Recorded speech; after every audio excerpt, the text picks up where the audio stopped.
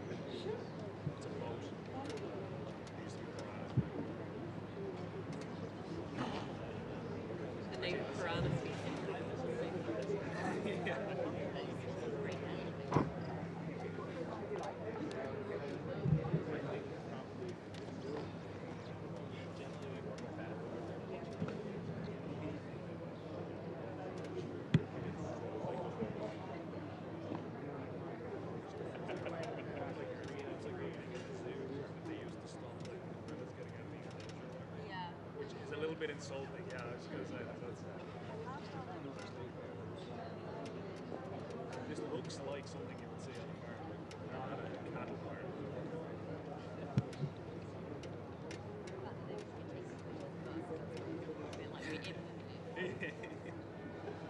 This was a socialist farm.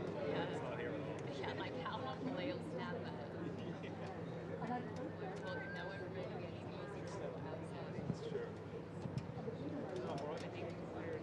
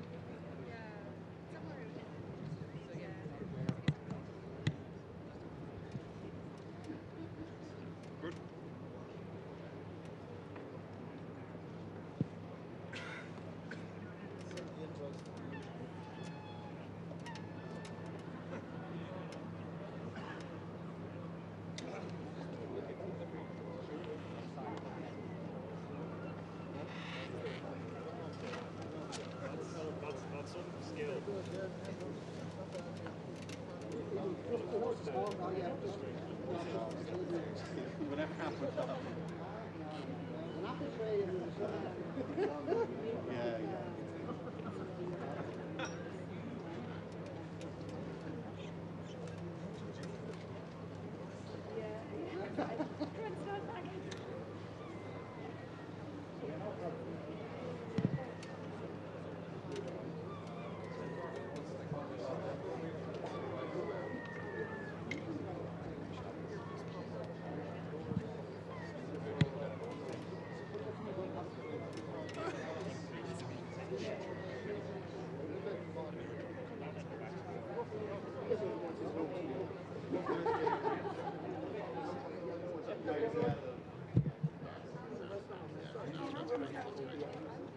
That's what we're doing. 10 minutes. I want to yeah, I know they're going to need that.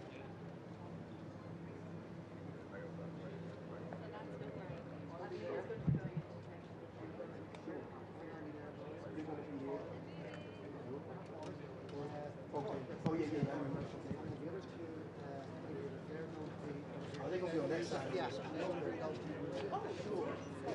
want to move these things. This area would be clear. Yeah, I just want to be sure this is all everything. So we can just tell them to get in position now. Yeah. Okay, well, I go in there. I'll see this. Oh, yeah.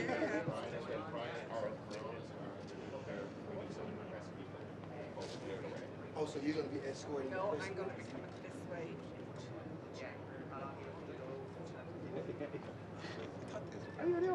Okay, do you got yeah, can you wait on it? Yeah, I'm gonna wait on the inside because we tell them that this is But only we do have another and the usher. photographer We here. don't. They're not expecting more than He's going to be. It's a lot. It's like a lot of people out here. I do have this guy here who has to be.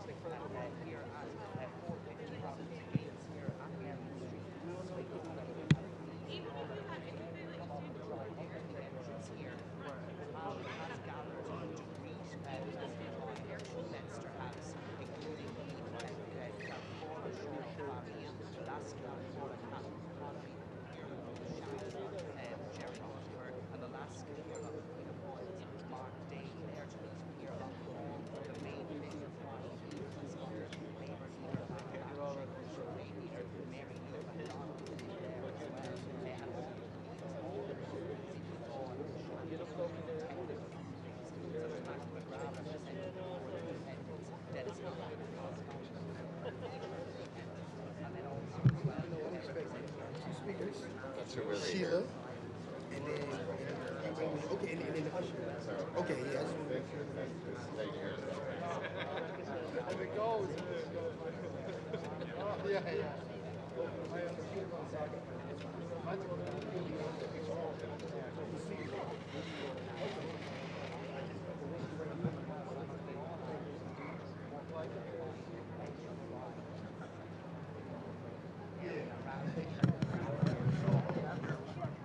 That's why. Make sure nothing. That's it. I didn't even think. He didn't take my ham sandwiches anyway. Take an hour. So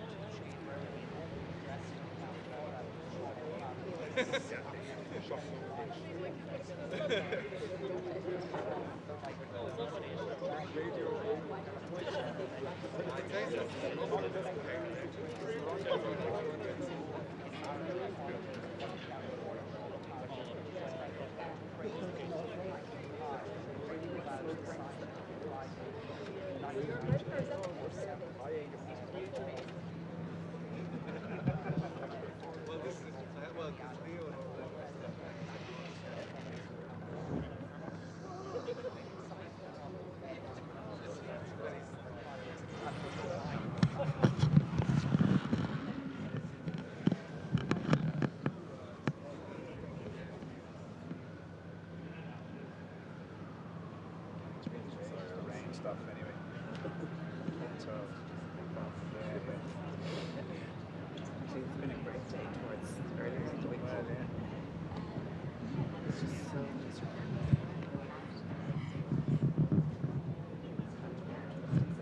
This is welcome to summer.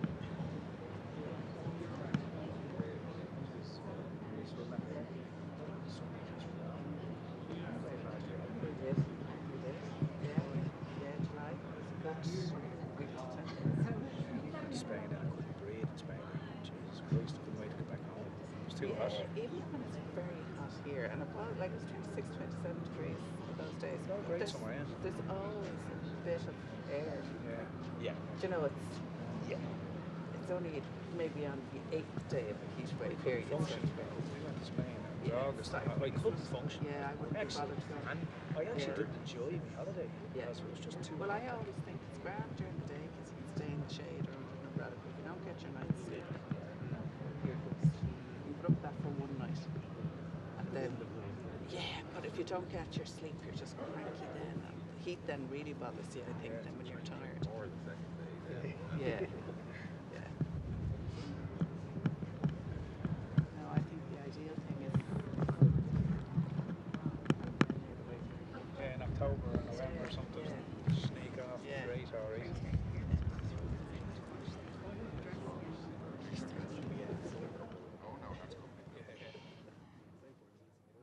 yeah, well, they're good actually.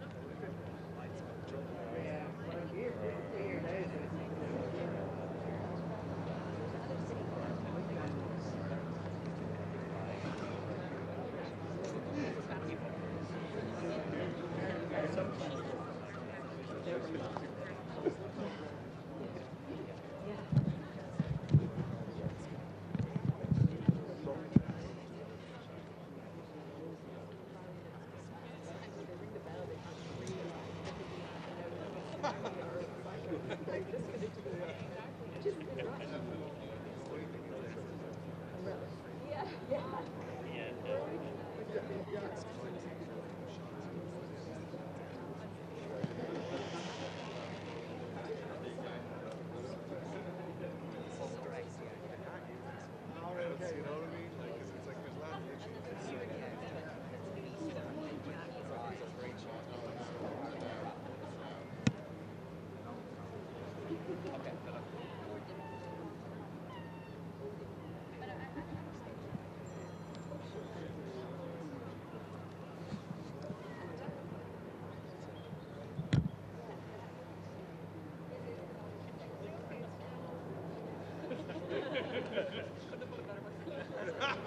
yeah, just shows where we are.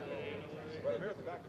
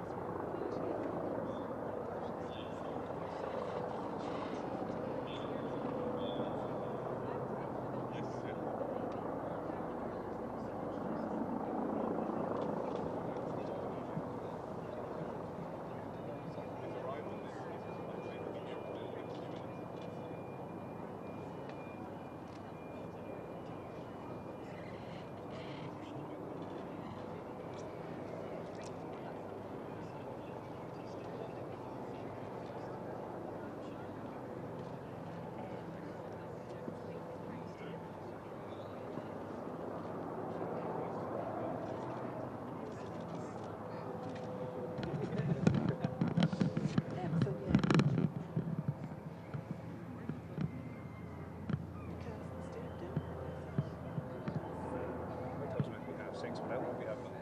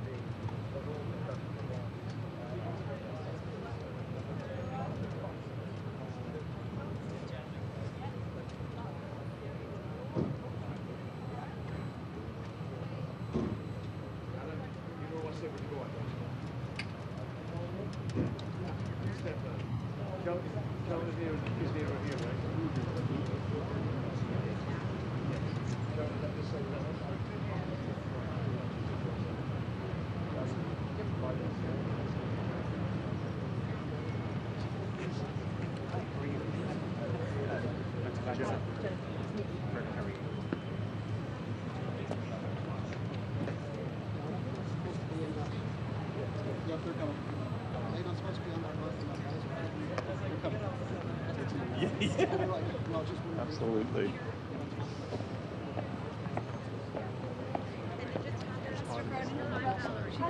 How are you? I got here a little early. Thank you so much. Thank you so much.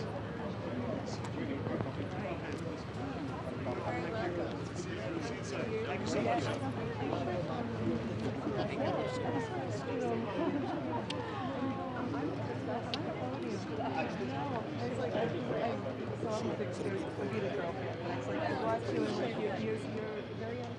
I'm be narrating. I got you. You did a really good job. That means a lot. No, you really did.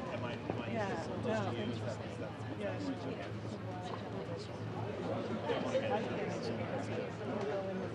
Okay.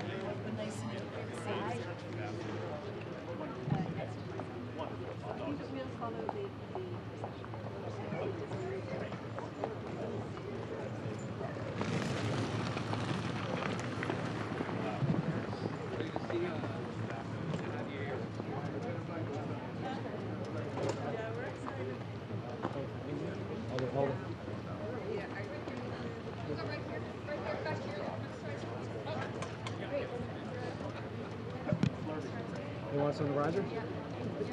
Yeah. Some Roger?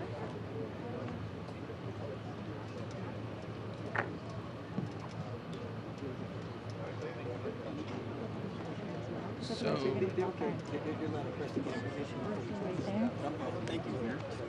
if we can have we have one consistent, because otherwise you're.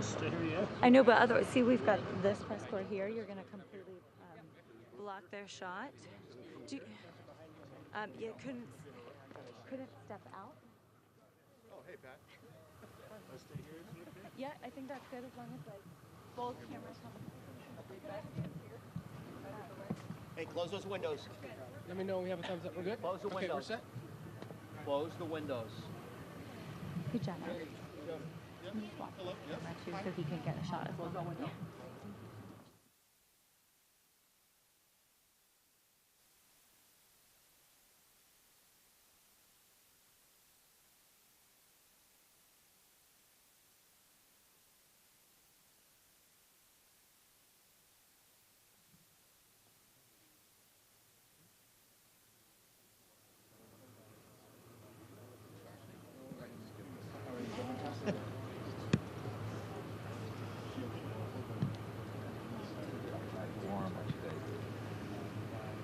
What's that? It's warm. It is a little warm today. The rain. You sure did. Mine, of course. You guys are all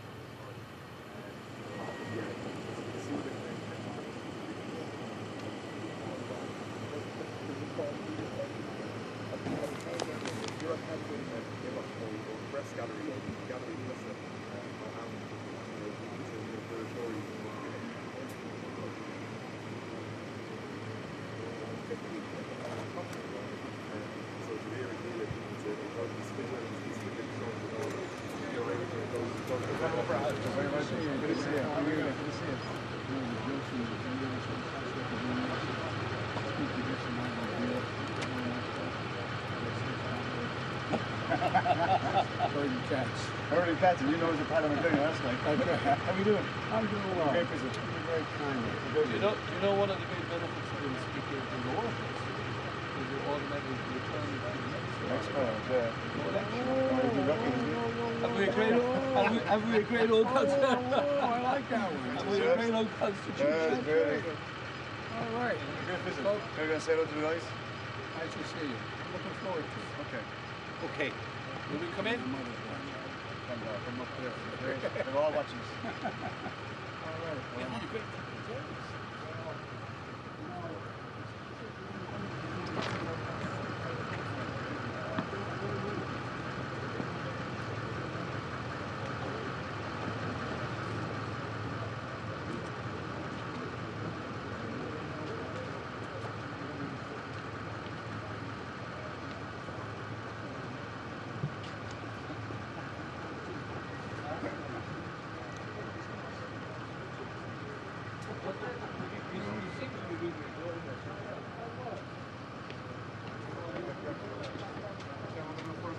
Do another photograph.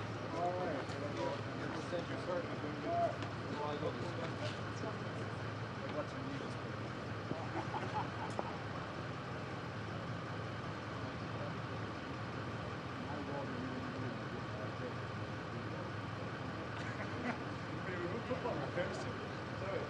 All right.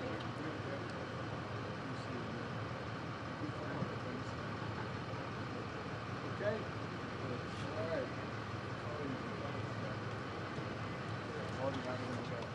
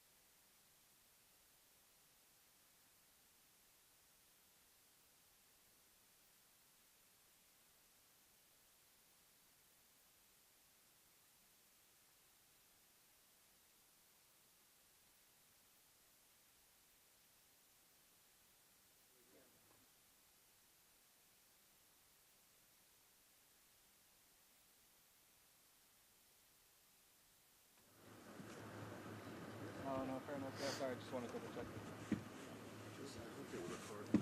Free. They're recording as well. No, we'll do recording. I can imagine. Oh, sure, sure everything's recorded, isn't it?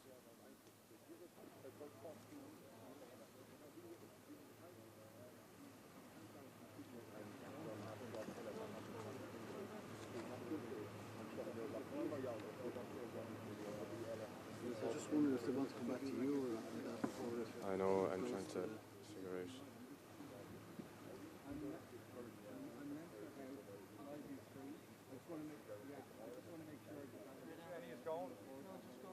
Right. They didn't want to go head to gap altogether. Bring them out. Some of them want to go. Yeah, exactly. Is there another boat? I think some are just going. I know, but I don't know if he's going to be able to get inside. He won't be getting out. Sure he won't get him. Oh, I doubt it. in now, 20 minutes after it's over. He won't get out, tell them. No, I know. Yeah. But Gavin might get it. He won't. If he leaves the door, he can come out and he might be for 5:45 or something. Maybe. You've been watching this thing all day, haven't Well, you? no, obviously, look here, look. I'm just happy. My shots look deadly.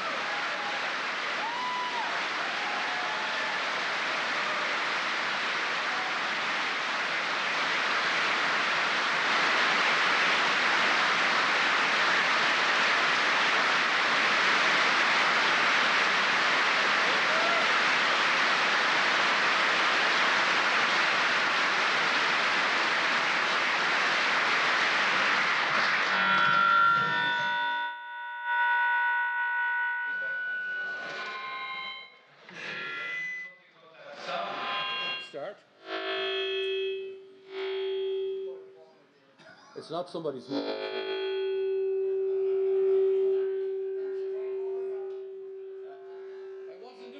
Deputy Healy-Rae. President Biden, Taoiseach, Taoiseach, Minister Ryan, opposition party and group leaders, Secretaries of State Blinken and Vilsack, members of Congress, ambassadors, members of both houses, MEPs, MLAs, MPs, members of the Biden family and distinguished guests. And I think I must mention somebody else, Mr. President, because it's just come to my attention that a very young observer is in attendance here today, and that is the daughter of Senator Rebecca Moynihan, her infant daughter Margot.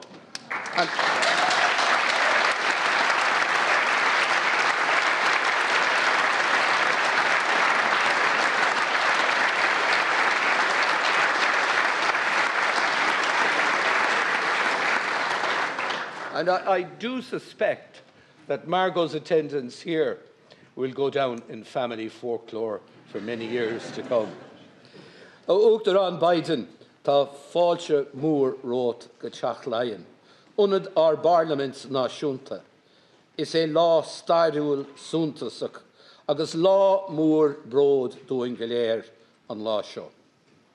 President Biden, you are most welcome to Leinster House, the home of our national parliament.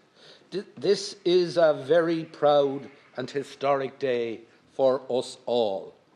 It is a day we have looked forward to since your election as the 46th President of the United States just over 2 years ago. Today, you do us the honour of addressing our joint sitting. It's the 4th time the Houses have been addressed by a US President. Almost 60 years ago, on the 28th of June 1963, in a very different world and a very different Ireland, the late President John F. Kennedy addressed the Houses and inspired our people. It is particularly fitting, therefore, that you should address us so close to that important anniversary. Today we acknowledge the presence in Ireland of his grandnephew, Joseph Kennedy III, the new US economic envoy to Northern Ireland, and we wish him every success in the important role of supporting peace and prosperity that you have assigned to him.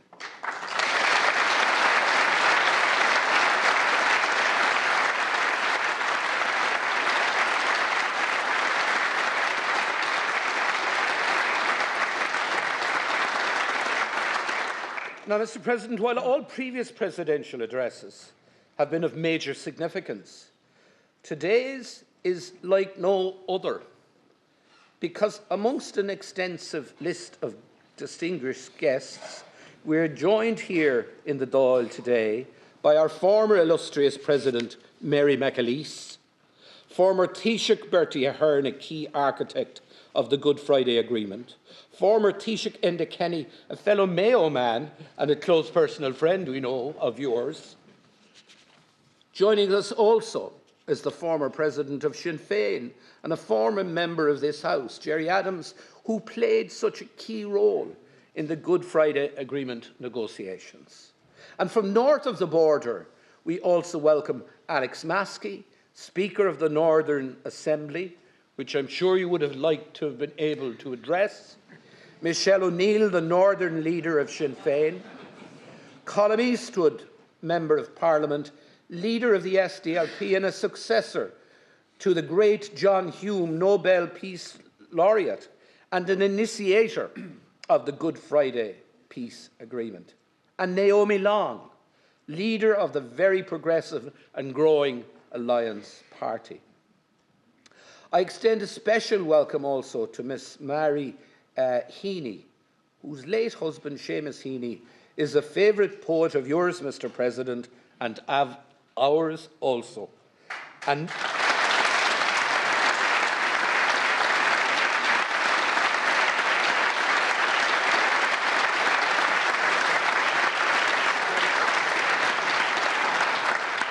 a Nobel Prize winner and one of our great literary treasures.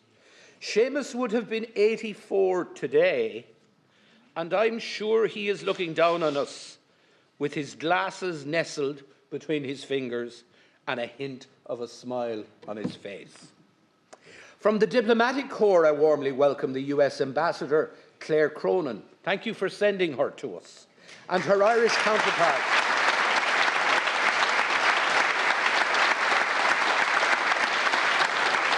Her Irish counterpart in Washington, Ambassador Geraldine Byrne-Nason, one of the very best of our diplomats.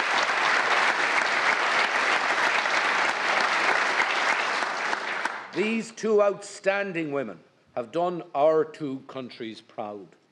We are joined too by the Dean of the Diplomatic Corps, the Moroccan Ambassador to Ireland, the representative of the European Commission and Parliament, Jonathan Claridge and Fionnuala Croker, our dear neighbour and friend, Ambassador Paul Johnson of the United Kingdom.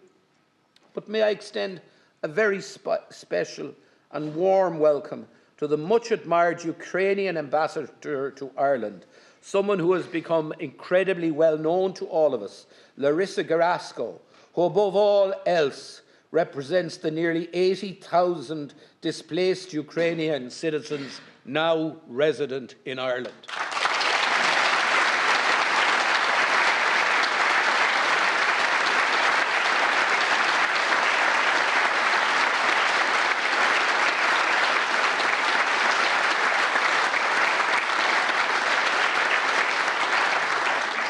So for you, Mr. President, quite a gathering.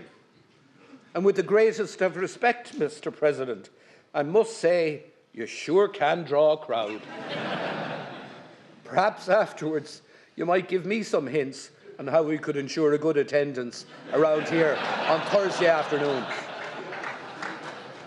President Biden, today you're amongst friends because you are one of us. You often speak of your Irish roots with great pride and affection, especially your ancestors from Louth and Mayo. And the story of Ireland is inextricably linked to emigration, and in many ways you personify it. From the famine times through to today, so many people left these shores in search of a better life in the United States, and a remarkable 33, maybe 34 million Americans now claim Irish ancestry. The signatories of the 1916 proclamation said that this very republic came into being with the support, and I quote, of its exiled children in America. And how true that was. Down through the years, our exiles supported Ireland economically and politically and never forgot the families they left behind. All through your political career, sir, you too have been a faithful and supportive friend of Ireland. You have been there, to quote the well-known song, in sunshine or in shadow. So on this historic occasion, your homecoming, we warmly welcome you back to your roots. From the bottom of our hearts, we thank you for all you have done and continue to do for us here in Ireland. The Ireland you are visiting this week is a multicultural, progressive nation, benefiting enormously from an inflow of immigrants who have arrived on our shores from across the world. They enrich our society and help us grow our economy.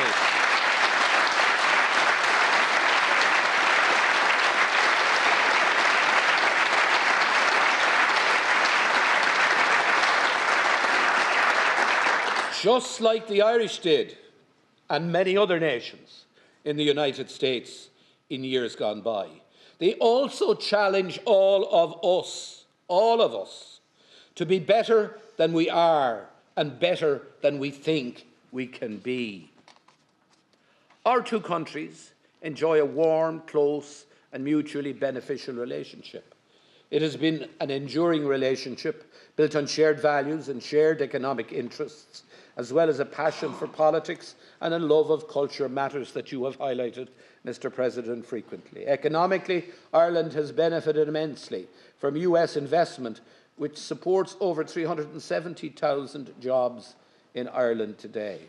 As a result, we now have thriving technology, healthcare and financial services sectors.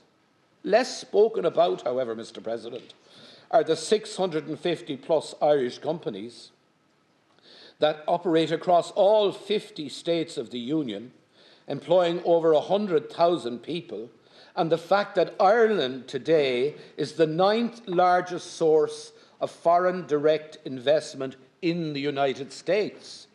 Long may this bilateral investment continue. Ska a chéile a Warren Nadini.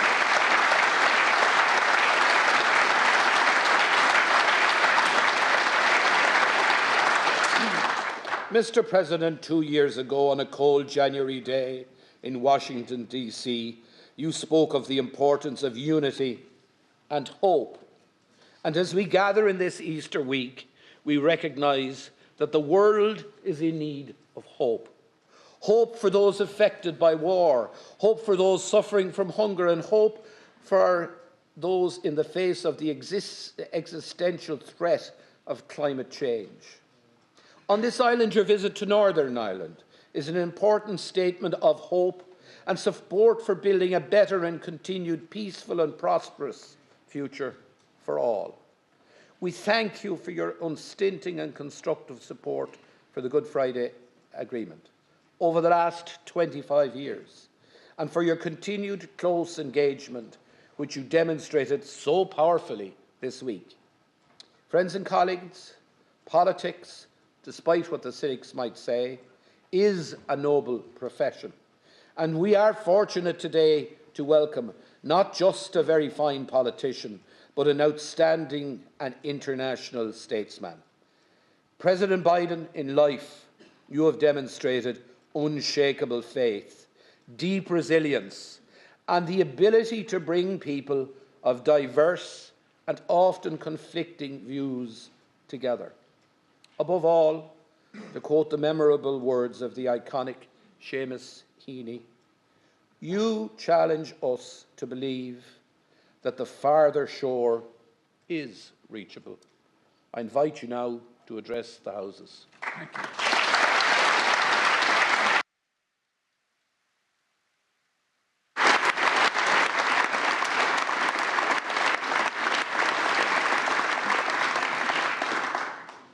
Well, Mom, you said it would happen.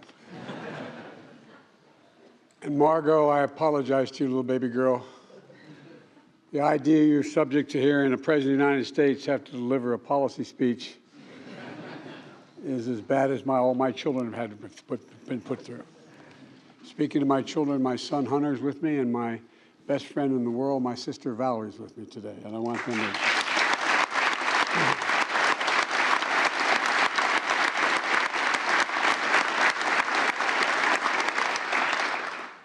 As the proud son of Catherine Eugenia Finnegan Biden, well, you knew I'd be coming. Speaker, Chair, Taoiseachs, all, and Deputy Prime Minister, TD, Senators, people of Ireland, it's so good to be back in Ireland. If you forgive the poor attempted Irish, Tamasha Walya, I'm at home. I'm at home.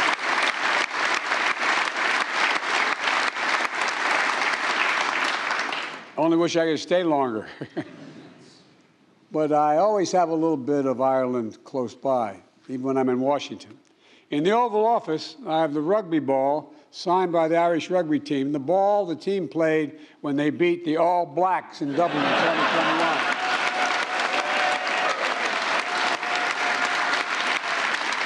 By the way,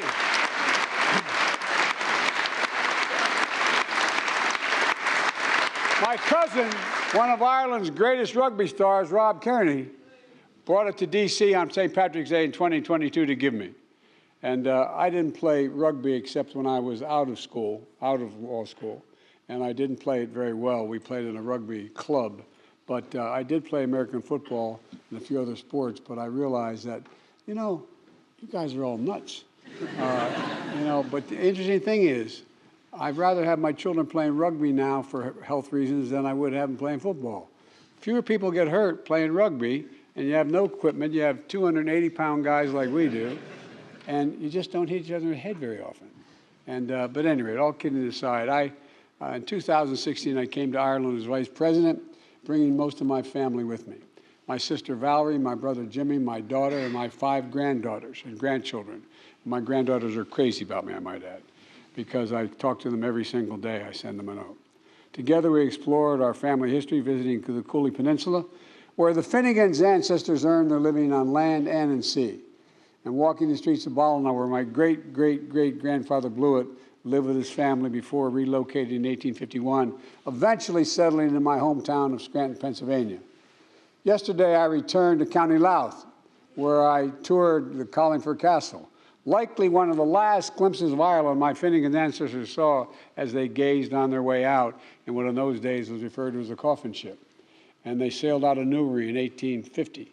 I wasn't going to say this, but I'll say it anyway. The idea was, I later learned from the Irish Times, they did a little background check, and my good friend Barack Obama, and he is my good friend, his grandfather was a shoemaker like mine, sailed 5 weeks earlier from the same port.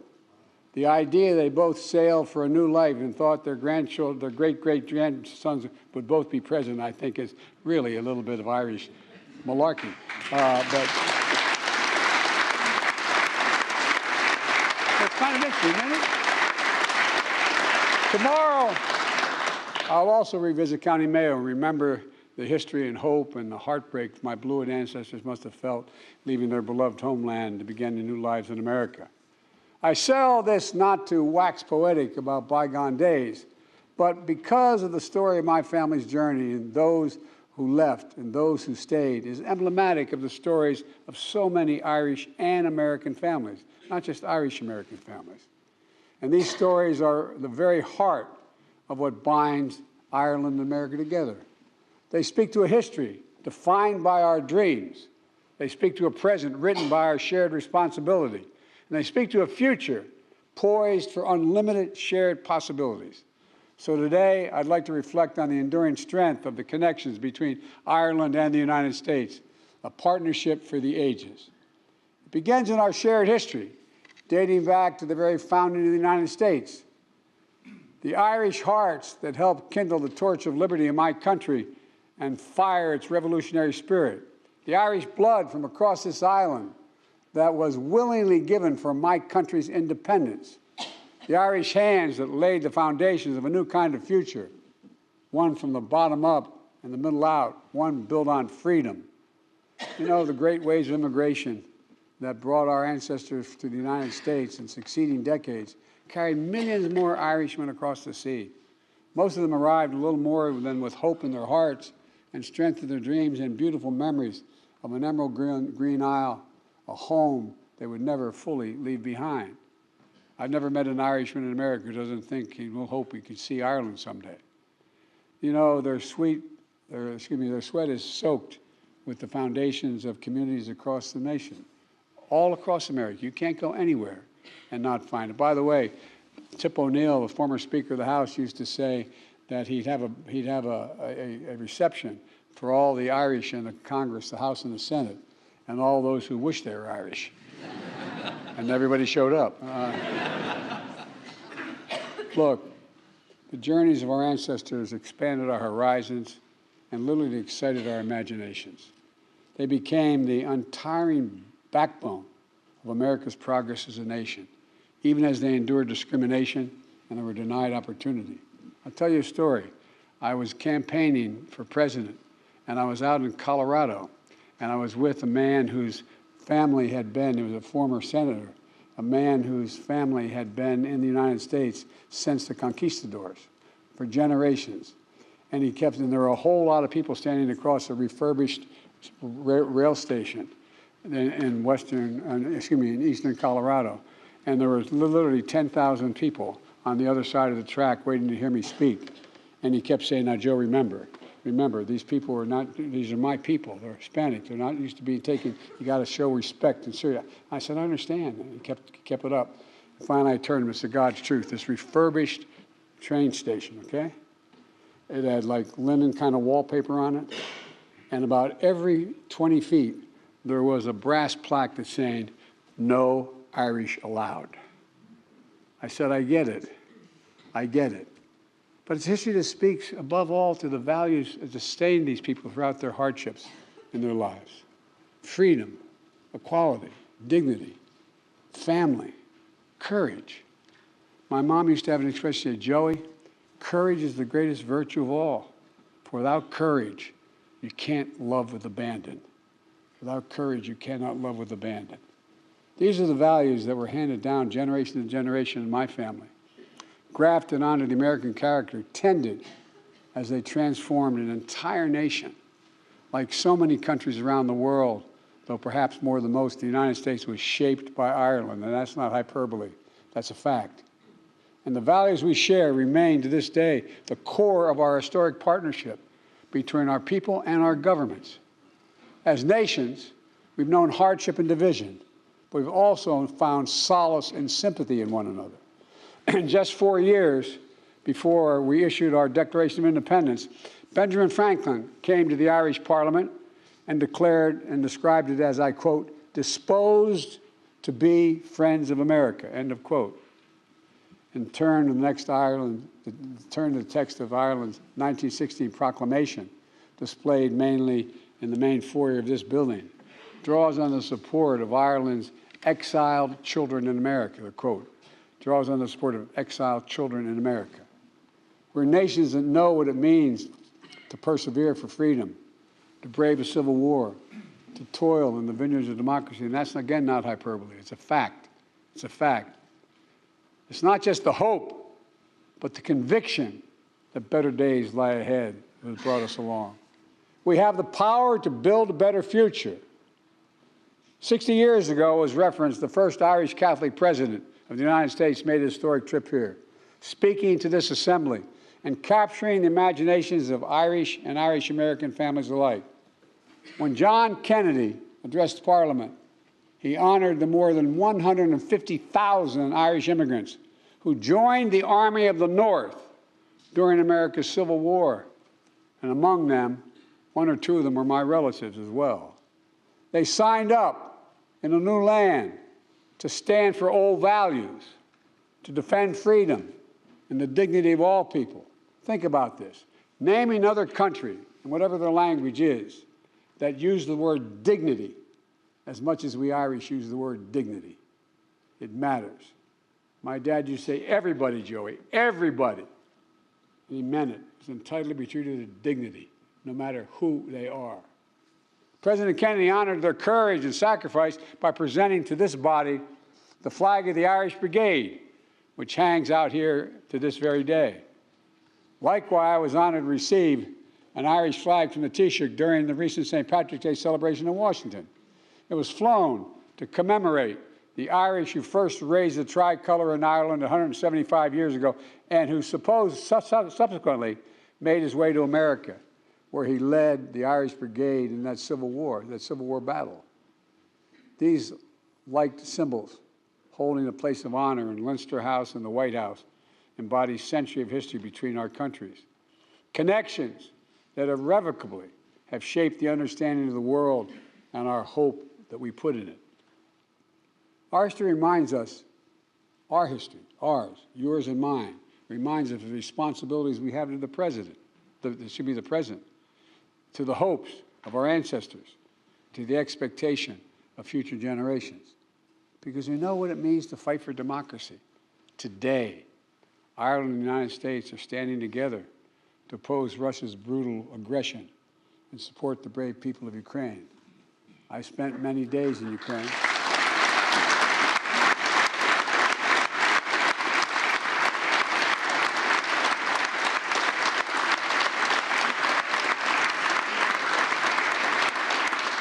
President Kennedy said 60 years ago, and I quote, "Ireland pursues an independent course in foreign policy, but it is not neutral between liberty and tyranny, and it never will be." Thank you for that.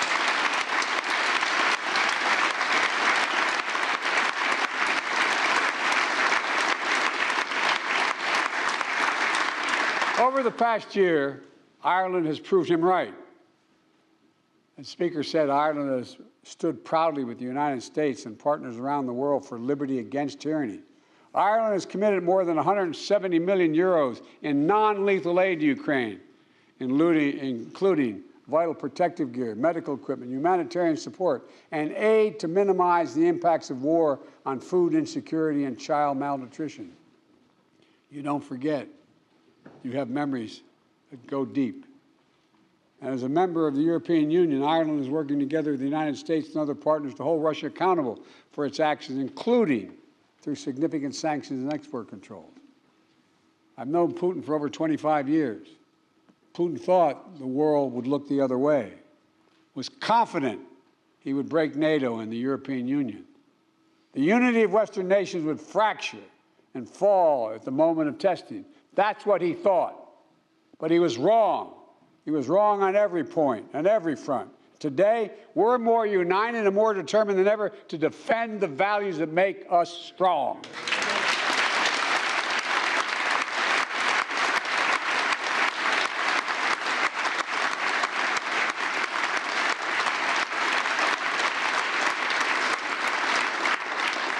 And I want to sincerely thank you for Ireland's vital leadership last year in the UN Security Council.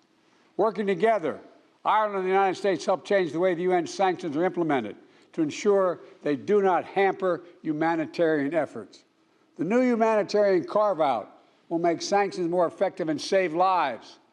Ireland's support for Ukraine is especially meaningful because you carry the moral authority with nations around the world. Ireland's always been a voice for liberty, global cooperation, and equality of all mankind.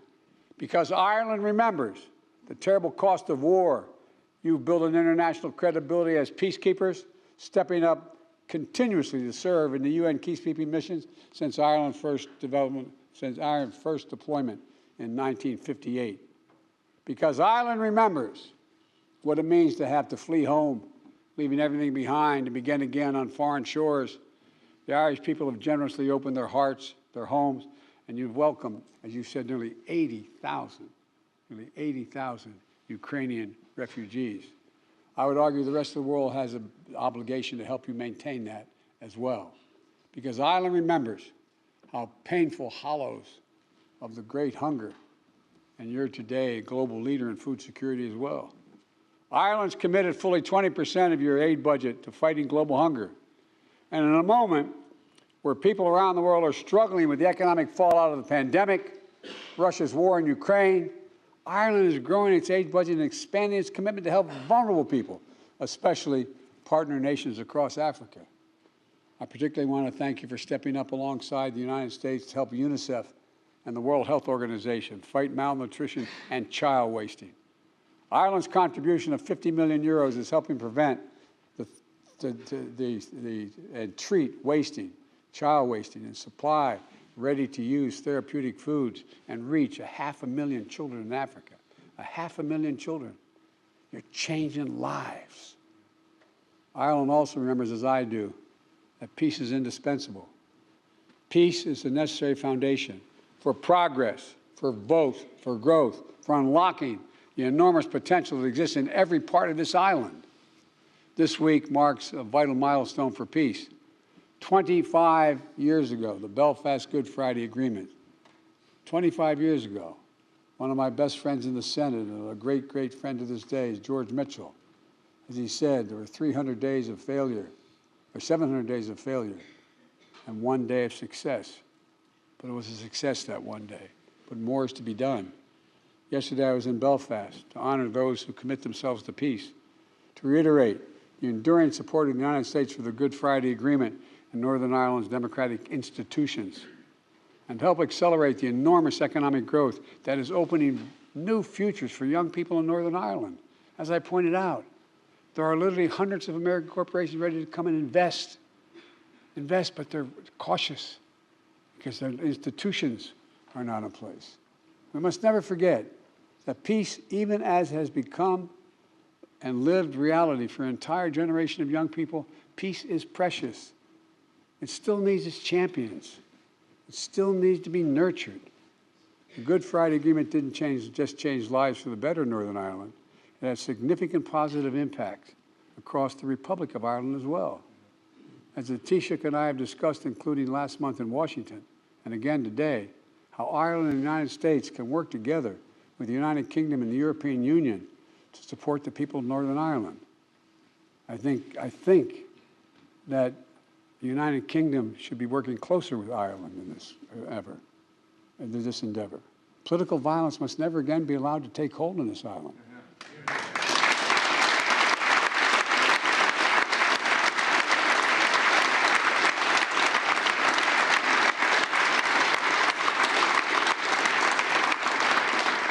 Presumption of me to say from the United States, but that must be the goal which guides us in all our efforts.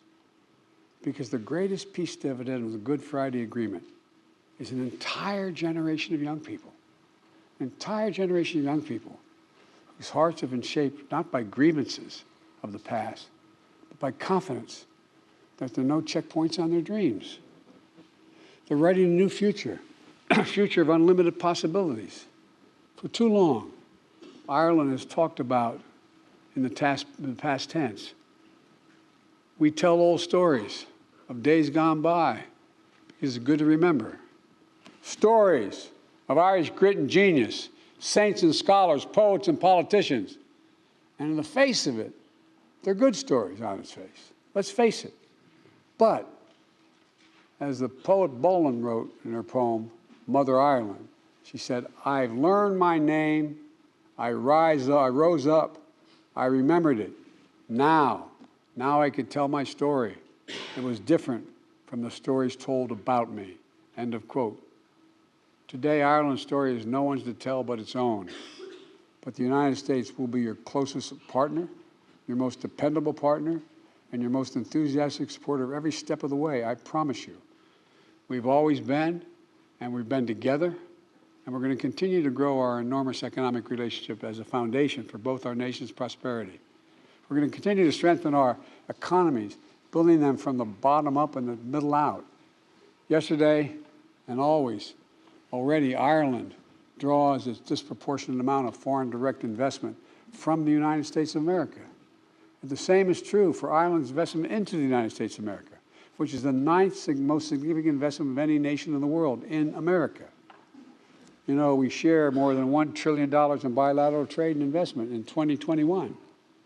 More than 950 American companies, international companies, have international headquarters in Ireland, supporting hundreds of thousands of jobs. 700 Irish companies located in 50 states employ more than 100,000 people in the United States of America. And together, Ireland and the United States are building a future of greater economic dignity, one where rights of workers are respected, and corporations pay their fair share.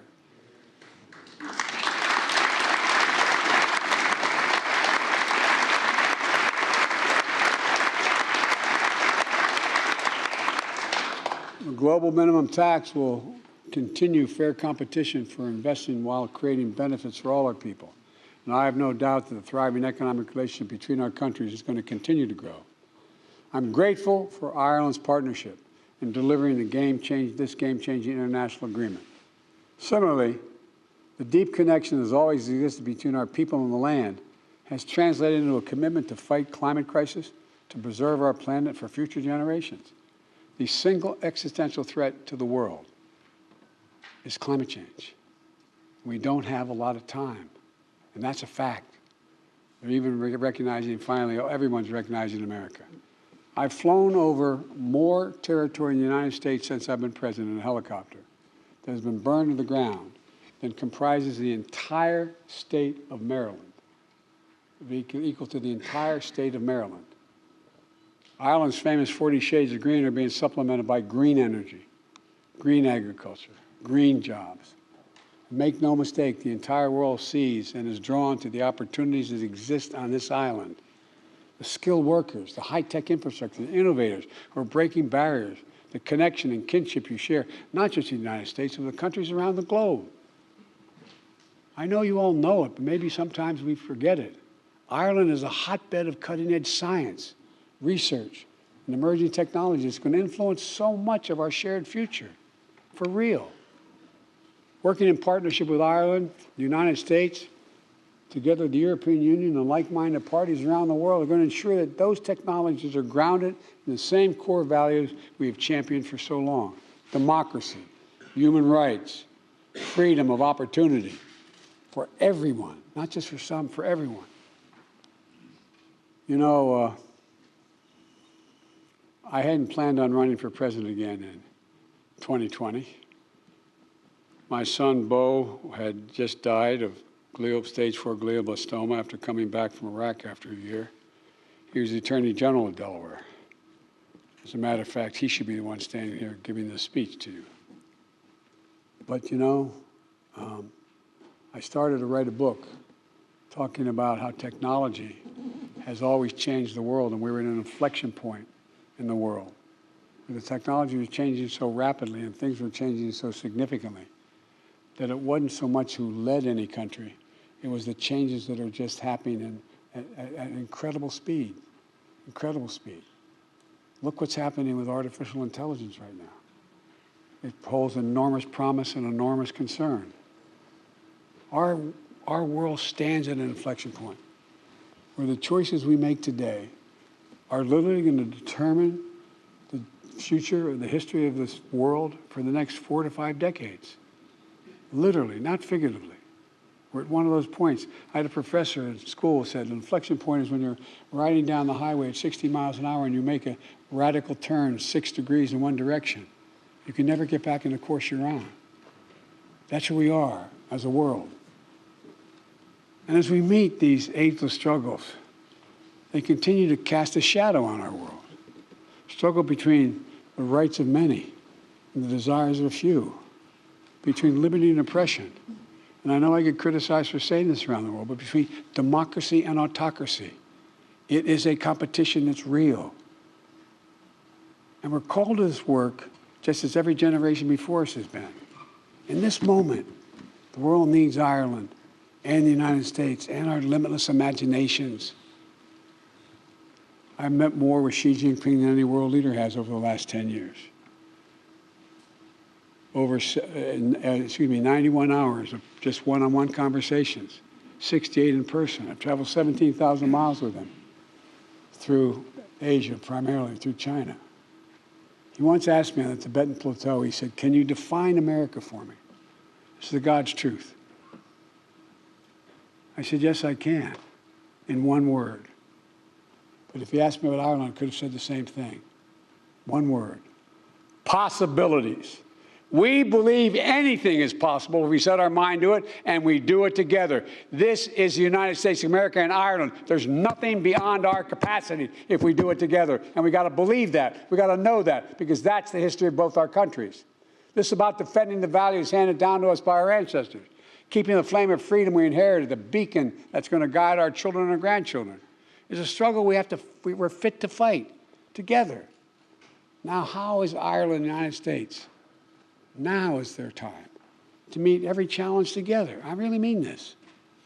To raise together, to rise up in our joys and our triumphs, to preserve together and persevere through sorrows and setbacks, to dream together over horizons we can't see, and to build together a future that may be, that doesn't exist, a future that can be. You know, as was mentioned, today's Seamus Heaney's birthday. And I was always quoting Irish poetry in the United States Senate over my career. It's a long career, 36 years. And my colleagues always thought I did it because I was Irish. That's not the reason. They're the best poets in the world. That's the reason I did it. And one of the best among them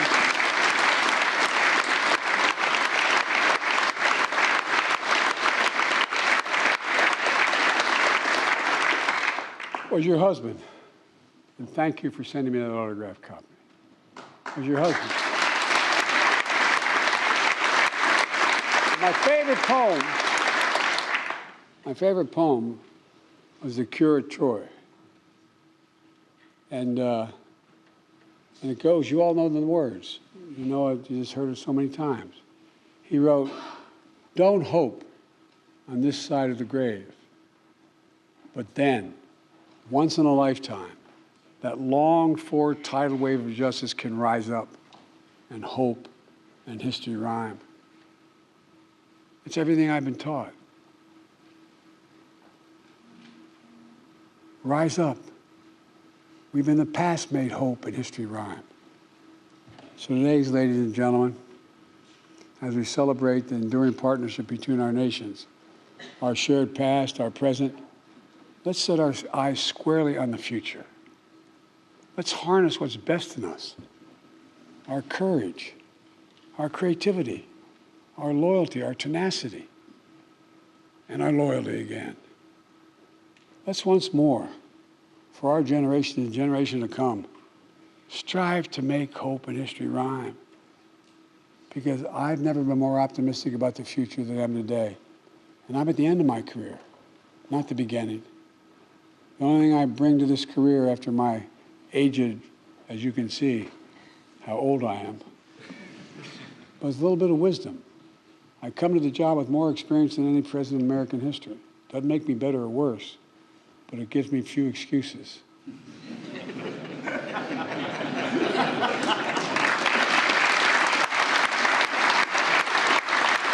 Folks,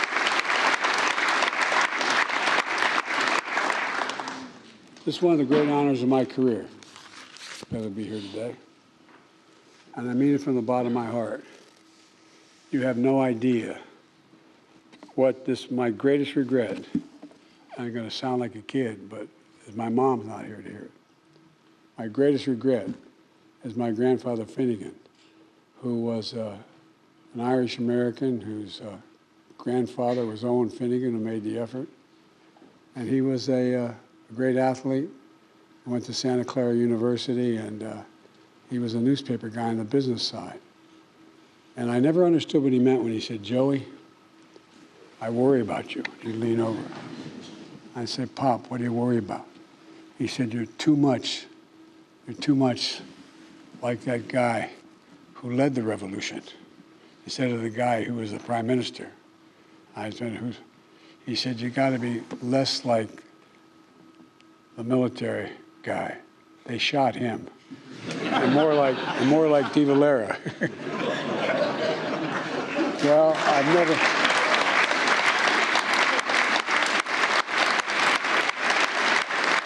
But, folks, I really mean it. We can do so much. We really got, we can. And it doesn't even break down in ideology. It breaks down in faith in ourselves, our values. Because no matter what party we belong to, our values are the same. It's about honesty, dignity, justice. And you all have every ingredient to make it work. It's an honor to be here. Thank you very much.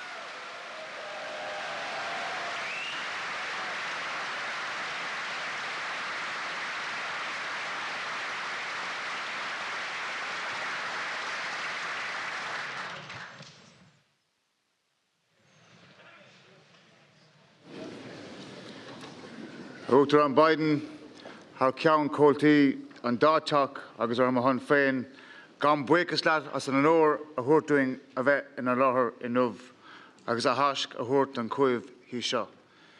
We might say 4 more years, Mr. President, but we can't be political here, but thank you for your wonderful address.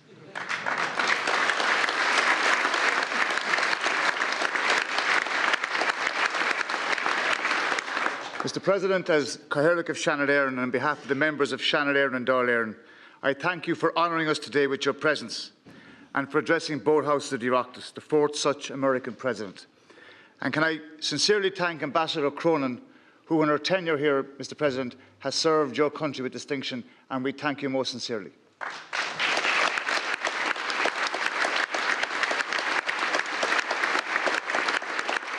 From your address today and from your visit, not just this week but in previous times, it is obvious that you have a genuine personal pride in your Irish ancestry. And today, I'm sure all of us in this chamber will reflect and remember the Irish diaspora in America who share that same sense of pride. Your presence in this chamber and by your address today acknowledges the story of emigration as the shared story of our two nations. And I do hope, Mr. President, that we can see immigration reform with the undocumented Irish looked after during your term of office.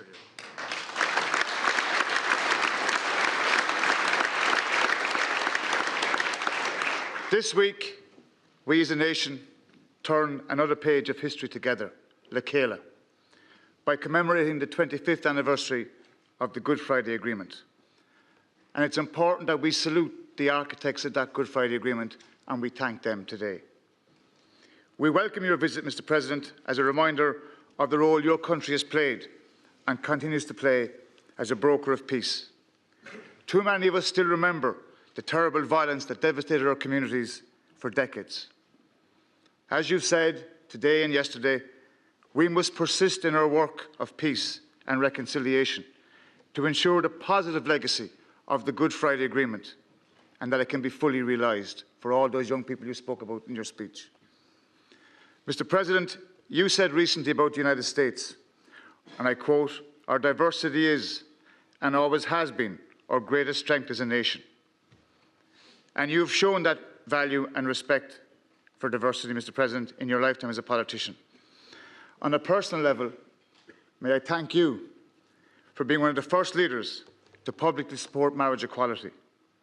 In your infamous Meet the Press,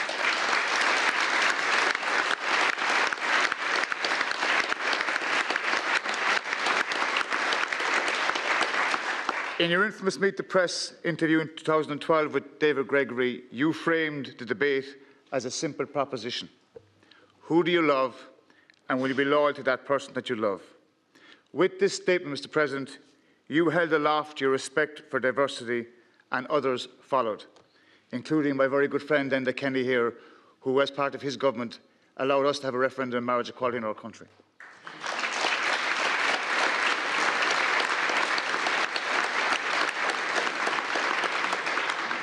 Mr. President, your intervention was a truly transformative moment that changed the political narrative around marriage equality.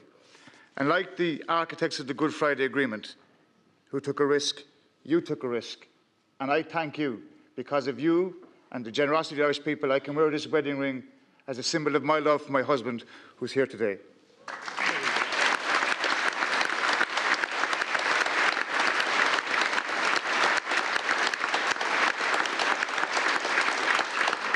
There's an old Irish proverb, "Anall na Baha and Tahru," change is the breath of life.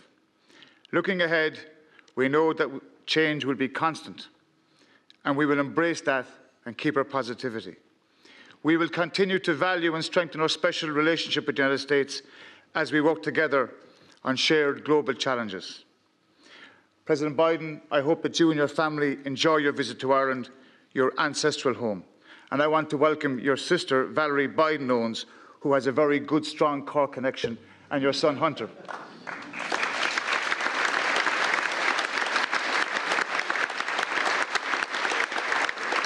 And in your next visit to Ireland, I hope you'll come and visit Cork.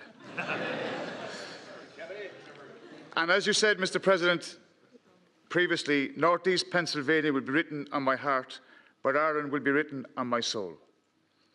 In conclusion, it would be remiss of me as Cathaoirleach if I didn't, on this occasion, thank the members of the House for being here today, to thank the staff of the Oireachtas who made this event possible.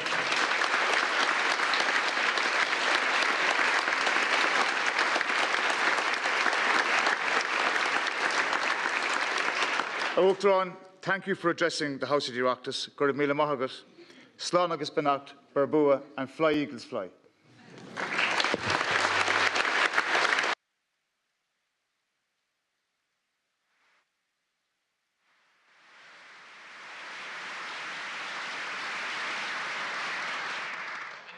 Usle Shasan on Chuck Air at Low. Adjourn. All right.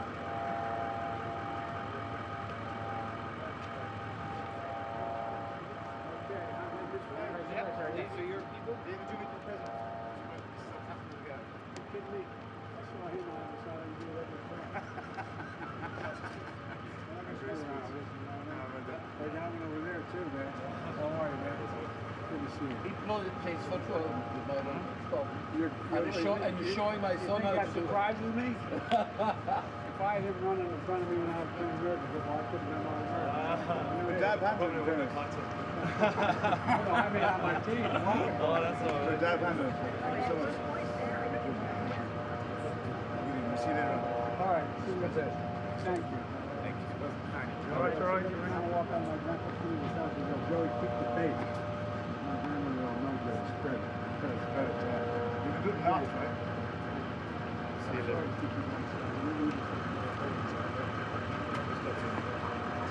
West National Grand finished high school.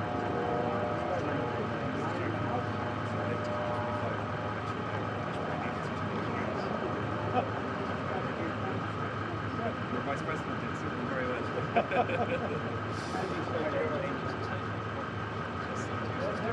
Valerie's in-laws, the Owenses, Irish I said the Valley it's called Mount William,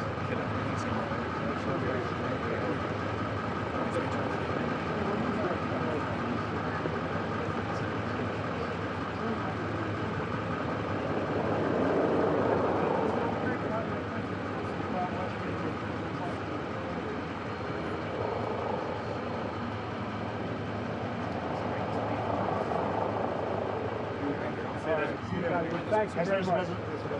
Thank you.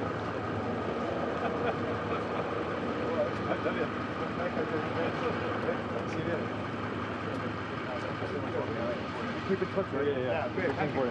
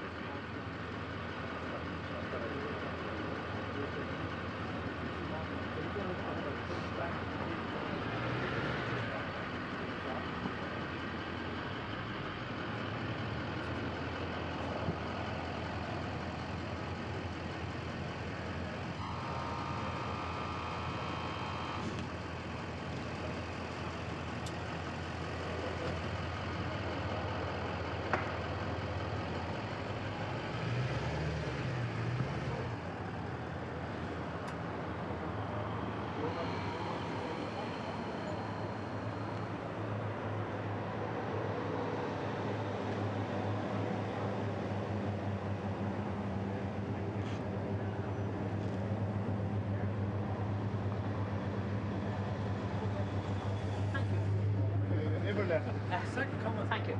All right, thanks a million. Thanks, Thank you all. Thank you. Congratulations on your time. Whatever you decide to do next. I don't think it's the case, maybe. Thanks a million. No bother. You still haven't done your heads yet. We have to, yeah.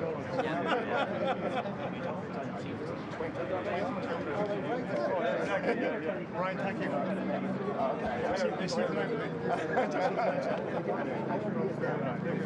Sorry.